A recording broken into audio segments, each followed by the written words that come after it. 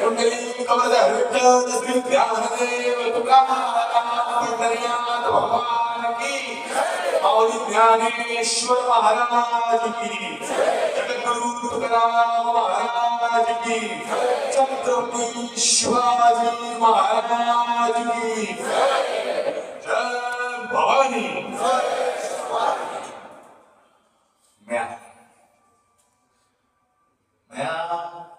पुण्यातच राहतो. कुठे राहतो काय राहतो ते पुढेच मला ओळखायचं येईल रोड.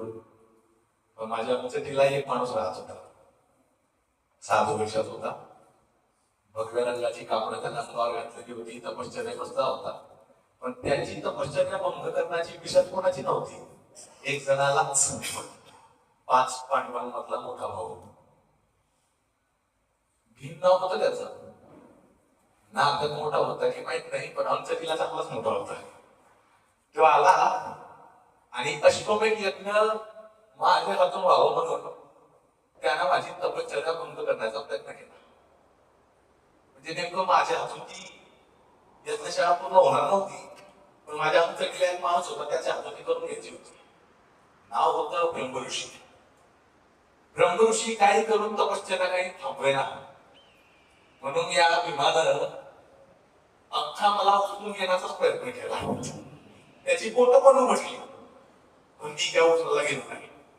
म्हणून ब्रह्मदेवाची तपश्चर्या भंग करण्यासाठी त्यानं त्याचा कर उचलला. म्हणजे कमंडलू. कमंडलू उचलला आणि तिला फेकून निरंतरच कमंडलू घासत गेला. कर आडवा झाला. त्यातनं पाण्याची थेंब बाहेर पडत लागली आणि त्या कमंडलू मधनं वाहती नदी आली. तिचं नाव होतं पुण्यात वाहणारी कराड नदी. तसाच होतो. ब्रह्मदेवाची पत्नी आणि पद्मा आपल्या लेकरांना जेवण वाढायची. माझ्या डोंगरावर आलेलो कोणी कधी उपाशी राहिलं नाही. ब्रह्मदेव गेले. आता फक्त खांद्यावर झाडं झुडपं वाढली होती. बरीच वर्ष झाली. माणसं यायची नाही. जनावरं तेवढी यायची. पण जनावर काही साधी सुधी नव्हती.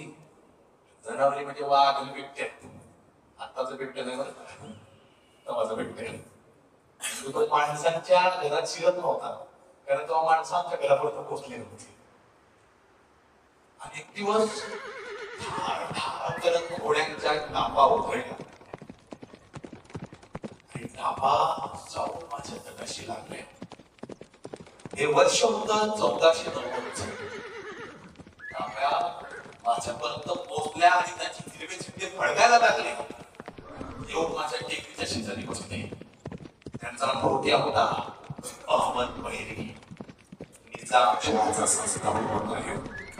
हा आला आणि माझ्या खांद्यावरची सर्व बंदीला त्याला पाडली आणि धाड धाड तर मशिदी उभा राहायला लागले. माझा सत्व आणि माझा धर्म सांगतो की काय असं सवाल मला झाला. पण काळाला पालटायला वेळ आणि मर्यादा असतात पण धर्माला त्या नसत्यात. काळ पालट गेले. पुन्हा भगवे आमच्या खांद्यावर आले.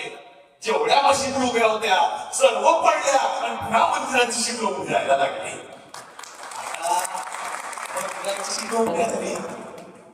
पण सवाल तोच, मंदिर पुन्हा पडणार की काय.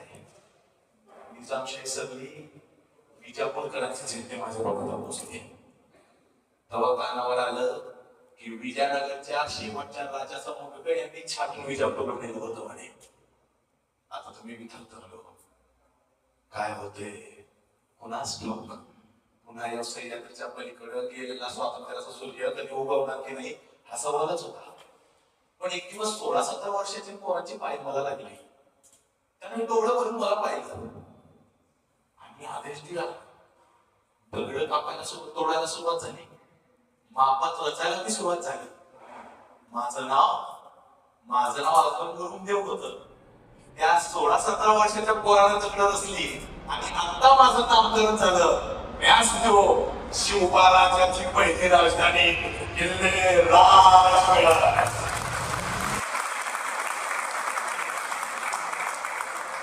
राजगड म्हणून उभा राहिलो आणि पक्षात महाराष्ट्राची जगदंबा पाहिली.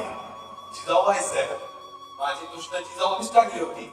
आणि काढता काढता म्हणाल्या, महाराष्ट्र देशी शिखर पर्वते सह्य विंध्यान सातपुडा. महाराष्ट्र देशी शिखर पर्वते विंद सह्यान सातपुडा. तरी न तुझ सम राजबिंडा सह्य मुकुट हे राजगडा. तर मी लागलो अहो असा सह्य मुकुट. आणि आई साहेबांनी सांगितलं, अरे सह्य मुकुट नाही, आता तर तू यो धर्माचा मुकुट झालेला आहे. अशी तुझं पाहत होती. नुकतंच जन्माला आलेलं स्वराज्य वडाच्या सणासारखं वाढत होतं. त्याच्या पारंब्या वाढत निघालेल्या होत्या. माझ्या शेजारी असलेला तो पुरंदरचा किल्ला हातात राजाच्या आलेला होता. तोरणावर स्वराज्याचं तोरण कधीच फडकलेलं होतं. आता कोणाला ती हातात आलेला होता आणि कोणाला भगवा फडकला आणि त्या भगव्याची चापट राजाच्या छात उघडावा लागली. आता मात्र राजाच्या चढवडून झाला. कधी काही जेजुरीमधनं बेल भंडारा उतरला. शिवाजी राजा आणि शहाजी राजाची पावलं मला लागली होती. त्या शहाजी राजाला म्हणे आदिलशाहीच्या बेगमने सवाल केला, शहाजी राजे आपका बेटा बगावत कर रहा है, समझाओ उसे, बगावत का नतीजा ठीक नहीं होगा. शहाजी राजा ने त्याला जवाब दिला, वो वो वो हमारे बीच. शहाजी राजे सुद्धा जाणत होते शिवनीतीला उल्लंघन करण्यासाठी एकच पर्याय, कृष्णनीती. कृष्णनीतीचा भाग शहाजी राजाने टाकला आणि ती बळी बेगम संतापलीच म्हणे. तिनं एक एक संताप पाठवायला सुरुवात केली. आता माझ्याच पायरी शेजारी आला आणि शिवबा राजांची पावलं माझ्या गडावरनं खाली पडली. खाली पडली आणि थेट जाऊन लागली ती खडक बेलसरच्या पावलाची. आणि आलेला फतेखान गुरमीत आला होता, मारून पडून गेला.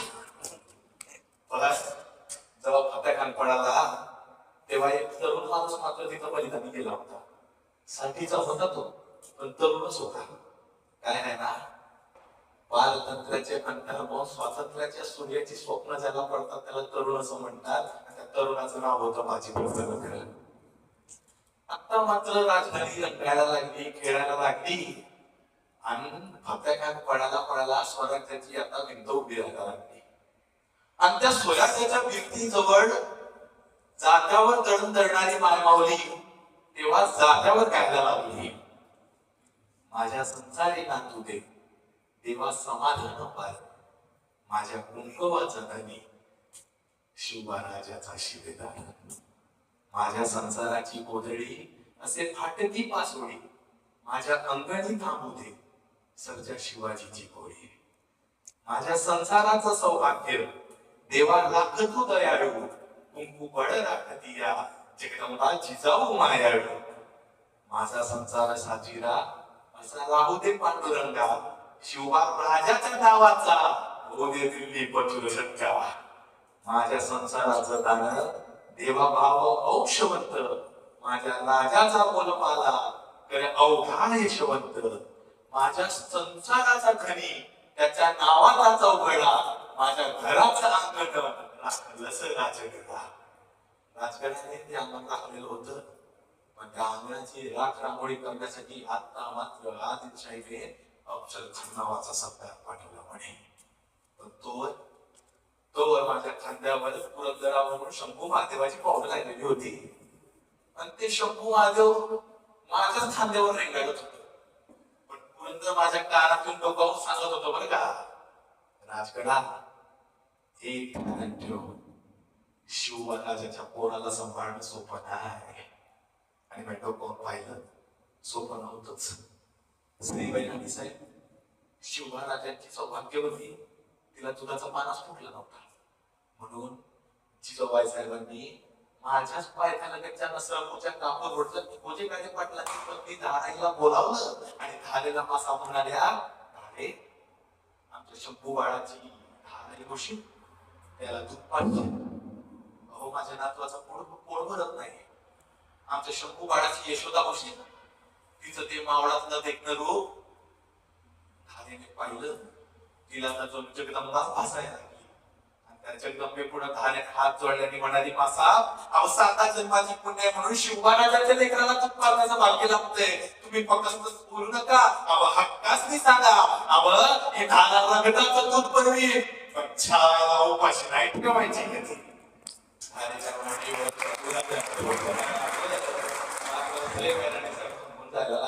तोवर कळलं की त्या दैत्यानं त्या छायाला येताना भवानी फोडली म्हणे. पंढरीचा पांडुरंग लपवावा लागला म्हणे.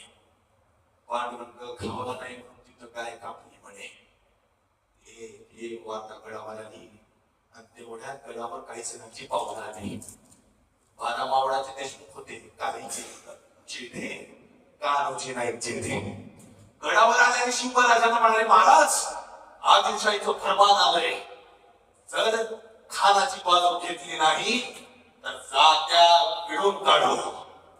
राजे त्यांना म्हणाले, कान्होजी अहो बादशाही फरमान जर ऐकला नाही तर प्राणास आणि वतनास अपाय होईल, आपण तिकडे जावे. पण कान्होजी म्हणजे शब्दाचा पक्का घडी.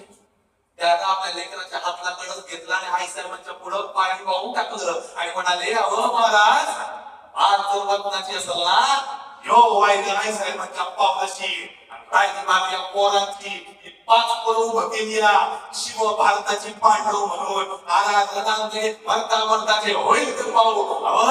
हे महाराष्ट्र राज्य आहे, ते मुसलमान महिमान पुन्हा वाट पाहुणी आमचे घरदार नष्ट करायला चालू येतील.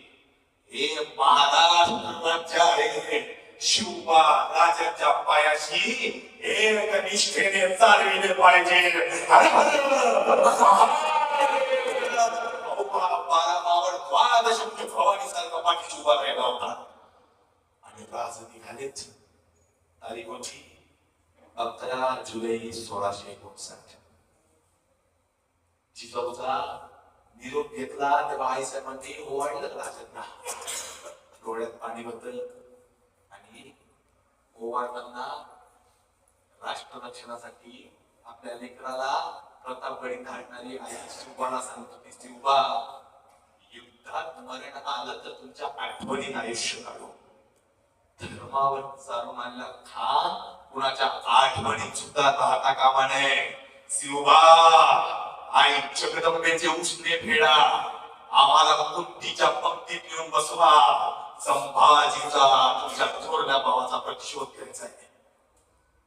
आणि सईबाई साहेबांचा निरोप घेताना तर राजाचे डोळे बंद झाले होते आणि सई महाराजांना म्हणत होता, महाराज परताला तेव्हा गडाच्या महाद्वाराशी ओवाळलेला नसेल, परंतु या गडात यत्र तत्र सर्वत्र मीच असेल.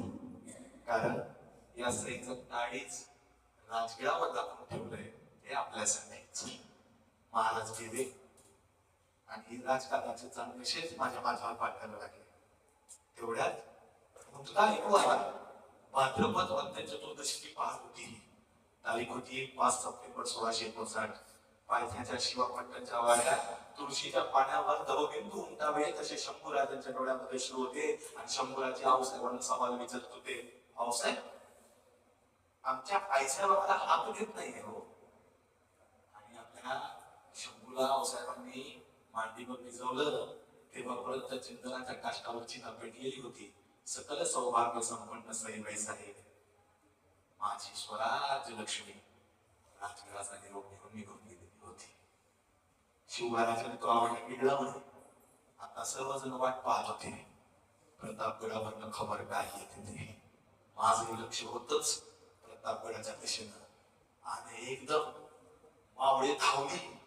प्रचंड घाम होता सध्यावर. तारीख होती 10 नोव्हेंबर 1659. मार्गशीर्ष शुद्ध सप्तमीचा वेळ होता.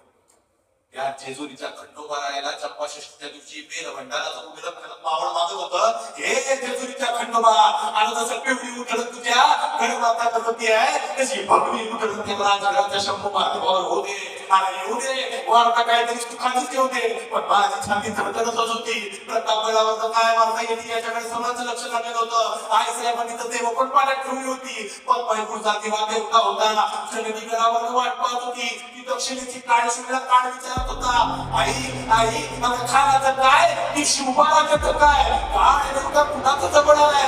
गडावर मावळ्याची पावलं धावत आली, घोडडबा पायण्याची लागत किंवा पटाला पुढे थांबली.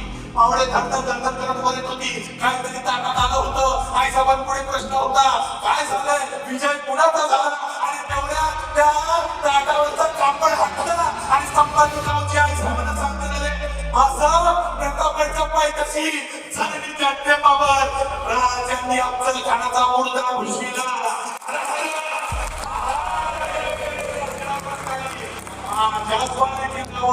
खानाचं मुलगं पिंजऱ्यात लावण्यात आलं आणि त्या पिंजऱ्यात शेजारून आईसाहेब सांगत होता, त्यापुढं आमच्या धर्मावर चालत आलं त्यांची मुलगी या बाले किल्ल्याला तोरण म्हणून लावण्यासाठी माझा शिवबा जन्माला आला.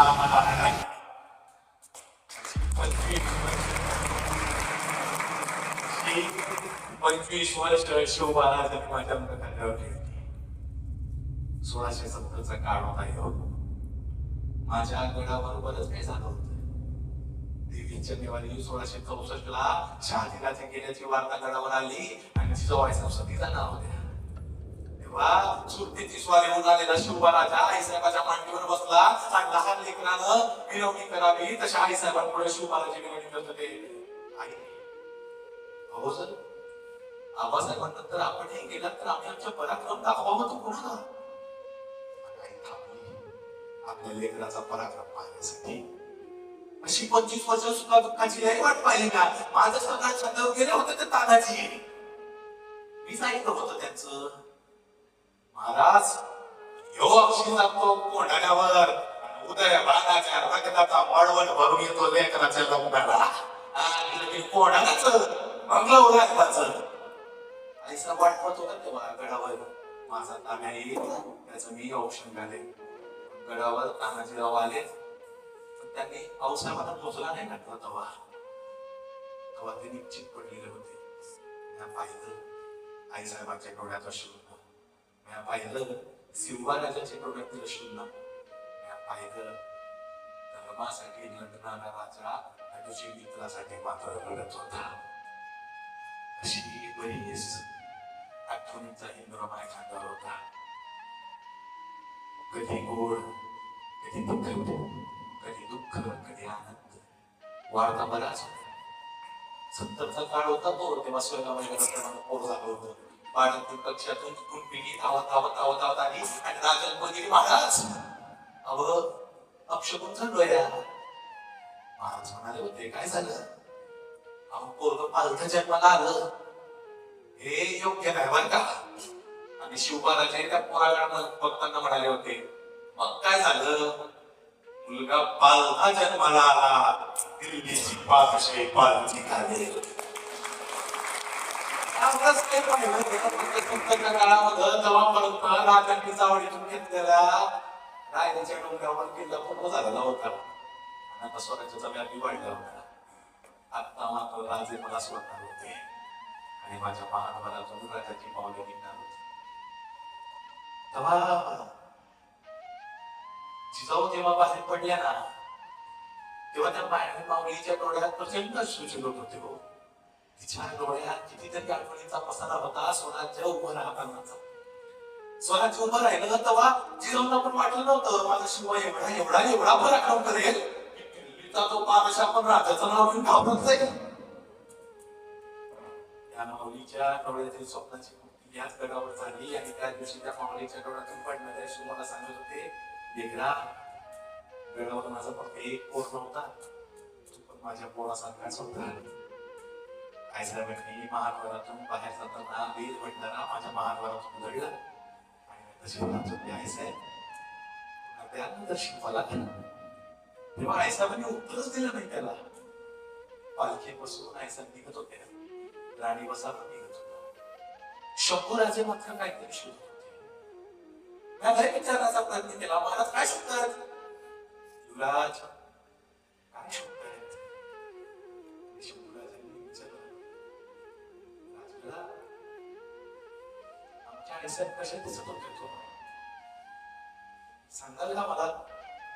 आईसाहेबांना पाहिलं नाही. आम्हाला त्यांचा चेहरा आठवत नाही.